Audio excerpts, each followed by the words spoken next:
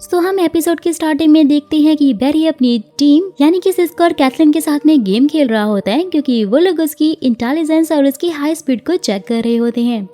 वहीं दूसरी तरफ कुछ लोग डायमंड को साइंटिस्ट सिटी एग्जीबिशन में रखने के लिए जा रहे थे, जहाँ पर तभी उन पर अटैक हो जाता है और कुछ चोर डायमंड को चुराने के लिए पहुंच जाते हैं। जैसे ही स्टारलिप में बैरी को ये न्यूज मिलती है, वो फटाक से उस चोरी वाली जगह पर जाता है और उन चोरों को रोकने की कोशिश करने लग जाता है। लेकिन तभी उनमें से एक चोर सिक्योरिटी पर गोली चला देता है, जिससे कि बैरी जब उसे हॉस्पिटल लेकर जा रहा होता है तो वो वहाँ से भाग जाते हैं, जिससे कि डायमंड बच जाता है।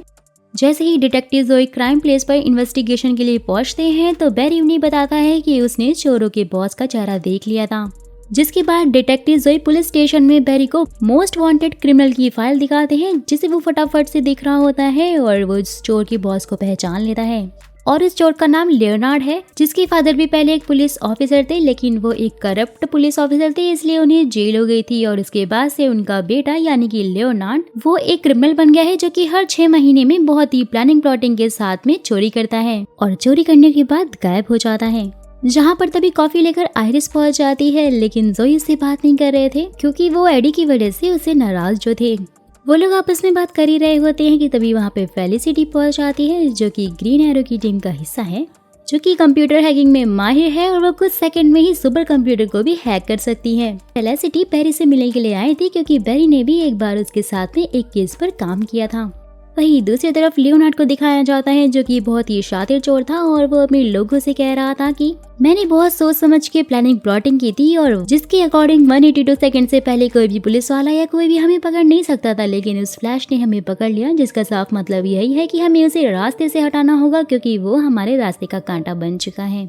वहीं दूसरी तरफ फेलिसिटी बैरी से कहती है कि मैं जानती हूँ कि तुम एक मेटा ह्यूमन हो, कि जब तुम ग्रीन एरो से मिलने के लिए आए थे, उससे बात कर रहे थे, तो मैंने तुम दोनों की सारी बातें सुन ली थी। तो इसलिए अब मैं तुमसे मिलने के लिए आई हूँ, तुम्हें देखने के लिए कि तुम्हारी क्या पावर्स हैं और तुम इन्हें कैसे यूज करते हो। जहाँ पर तभी बैरी अपनी सुपर पावर का एक छोटा सा सैंपल फेलिसिटी को दिखाता है और एक बिल्डिंग पे जाके बहुत ही अपनी हाई स्पीड में फेलिसिटी की फोटो लेकर आता है, जिससे कि वो भी काफी ज्यादा शॉक हो जाती है। जिसके बाद वो उसे स्टार लैब लेकर जाता है और अपने सारे साथियों से उसको मिलवाता है, जिससे कि फेलिसिटी को काफी खुशी होती है। बैरी भी फिर उसे एक स्पेशल ट्रेडमिल पर भागते हुए अपनी हाईएस्ट स्पीड को दिखाता है। वहीं दूसरी तरफ लियोनार्ड को दिखाया जाता है, जो कि एक डीलर से मिलने जाता है, क्योंकि उसे एक सबसे शक्तिशाली हाईएस्ट वेपन चाहिए होता है, जिससे कि वह फ्लैश को रोक सके। डीलर फिर उसे एक हाईटेक गन दिखाते हुए कहता है कि ये स्टार लैब में बनी थी, लेकिन जब स्टार लैब में वो हादसा यानी वो ब्लास्ट हुआ था, तो उसके बाद हमने उसे वहाँ से चुरा लिया था। जिसके साथ वो लियोनार्ड को वो ग्लासेस भी देता है, जिसकी हेल्प से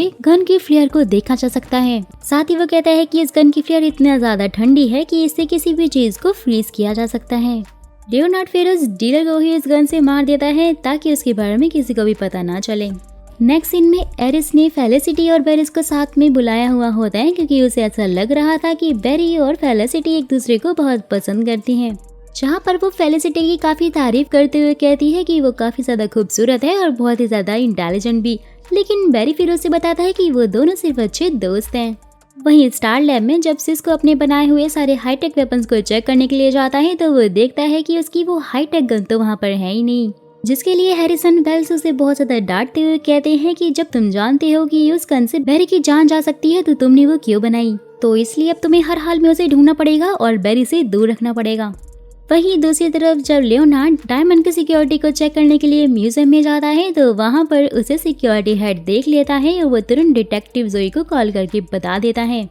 डिटेक्टिव जोई फिर लेनेट के पीछे जाने लग जाते हैं। और वहीं दूसरी तरफ जैसे ही बेरी और एडी को ये न्यूज मिलती है, तो वो लोग सीधा वहाँ से निकलकर डिटेक्टिव जोई को बचाने के लिए जाते हैं। और यहाँ डिटेक्टिव जोई लियोनार्ड का पीछा करते करते एक रेस्टोरेंट में पहुंच जाते हैं, जहाँ पर वो जैसे ही उन पर उस गन से अटैक करता है, तो बेरी उसे आकर बचा लेता है। लियोनार्ड समझ जाता है कि बेरी सारे लोगों की हेल्प करता है और उन्हें मुसीबतों से बचाता है, तो इसलिए वो धीरे धीरे करके सब लोगों को फ्रीज कर रहा होता है। जहाँ पर बेरी उन सबको बचा तो लेता है, लेकिन उसमें से एक बंदा मारा जाता है, जिसका बेरी को बहुत ज्यादा अफसोस होता है। जिसे कि मौका पाते ही लेनेट वहाँ से भाग जाता है और बेरी वापस से स्टार लैब में आ जाता है, जहाँ पर फिर कैथलीन उसका ट्रीटमेंट करती है और उसे बताती है कि अगर तुम्हारे अंदर हीलिंग पावर्स नहीं होती तो तुम्हारी भी सारी नसें जम जाती। जिसके बाद बेरी सबको ये बताता है कि लेनेट कोई मेटा ह्यूमन नहीं है, बल्कि उसके पास एक ऐसी हाईटेक गन है जो कि सारी चीजों को जमा देती है। जहाँ पर फिर सिस्को उसे बताता है कि वो गन उसी ने बनाई है और वो उसने इसलिए बनाई थी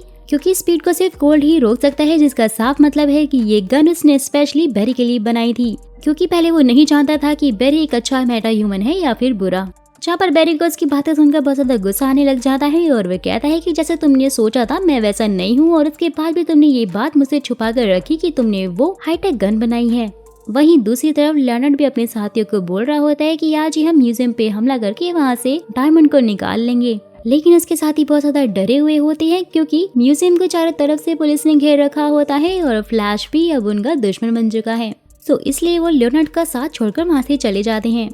वहीं स्टार लैब में बेरी भी अपनी स्पीड बढ़ा रहा होता है, वो ट्रेडमिल पर भाग रहा होता है, जहाँ पर फेलिसिटी उसके पास आकर उसे कुछ देर के लिए आराम करने के लिए बोलती है, लेकिन फिर बेरी उसे कहता है कि बार बार मेरे सामने उस मरे हुए आदमी का चेहरा आ रहा है क्योंकि मैं उसे नहीं बचा सका। लेकिन फेलिसिटी उसे समझाते हुए कहती है ना तो इसमें तुम्हारी कोई गलती है और ना ही सिस्को की कोई गलती है, क्योंकि इट्स अ ह्यूमन नेचर कि हमें जल्दी किसी पर ट्रस्ट नहीं होता है। जब मैं अपनी टीम के साथ में काम करती थी तो मुझे भी उन पर ट्रस्ट करने में बहुत टाइम लग गया था। जिसके बाद बेरी फेलिसिटी की बातों को सुनने के बाद स्टार लैब पहुंचता है। वहीं दूसरी तरफ हम लियोनार्ड को देखते हैं जो कि इस गन की हेल्प से सबको फ्रीज करके वो डायमंड को चुरा लेता है। स्टार लैब में सिस्को सबको बताता है कि उसने गन में एक स्पेशल चिप लगाई थी जिससे कि उसकी लोकेशन को ट्रैक किया जा सकता है, जिससे कि उन्हें ये पता चल जाता है कि लियोनार्ड ने एक डायमंड को चुरा लिया है और वो रेलवे स्टेशन की तरफ निकल रहा है। तो फ्लैश भी फिर उसके पीछे पीछे जाता है। लियोनार्ड फ्लैश को रोकने के लिए ट्रेन के एक डिब्बे को फ्रीज कर देता है, जिससे कि लोगों की जान को खतरा हो जाता है और धीरे धीरे करके फ्लैश सारे लोगों की जान बचा रहा होता है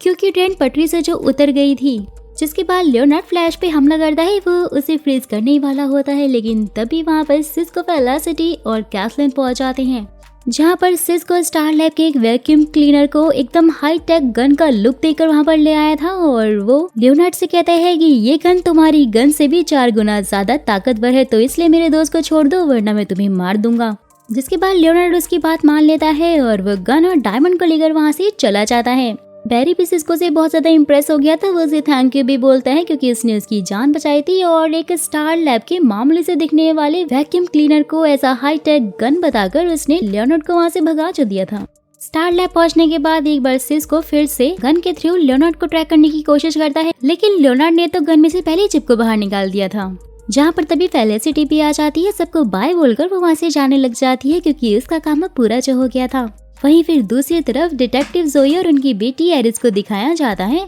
जो कि अब अपनी बेटी की खुशी के लिए एडी और एरिस के रिलेशन को मान गए थे। हम फिर लियोनार्ड को देखते हैं जो कि एक मिस्टीरियस बंदी से जाकर मिलता है और उसे एक हाई टेक गन देता है, जो कि उसने डीलर को मारकर उसकी सारी गन चुरा ली थी। साथ ही वो कहता है कि अब मुझे इससे सैंटा सिटी में रहना है और इसलिए मुझे तुम्हारे जैसे लोगों की बहुत ज्यादा जरूरत होने वाली है जिनके पास स्पेशल पावर है, और इसलिए तुम मेरी टीम में आ जाओ। सो गाइस, यहीं पर इस एपिसोड का भी द एंड हो जाता है। तो आगे की क्या स्टोरी होने वाली है, कैसे कैसे टर्न एंड ट्विस्ट आएंगे, लियोनार्ड वापस आएगा या नहीं और वो कैसे तबाही मचाएगा, ये सब मैं आपको अपने नेक्स्ट एपिसोड में बताऊंगी। तो अगर आपको वो चाहिए तो मुझे कमेंट बॉक्स में कमेंट करके जरूर बताइएगा। और जो लोग भी लव स्टोरी देखना पसंद करते हैं, उन्हें लव स्टोरी बहुत ही अच्छी लगती है, तो वो लोग मेरे second channel love and destiny को जरूर सब्सक्राइब कर ले और एक बार उस पर विजिट जरूर करें, क्योंकि वहाँ मैं बहुत ही प्यारी प्यारी और खूबसूरत लव स्टोरीज को एक्सप्लेन कर रही हूँ जो कि आपको 100% पसंद आने वाली हैं।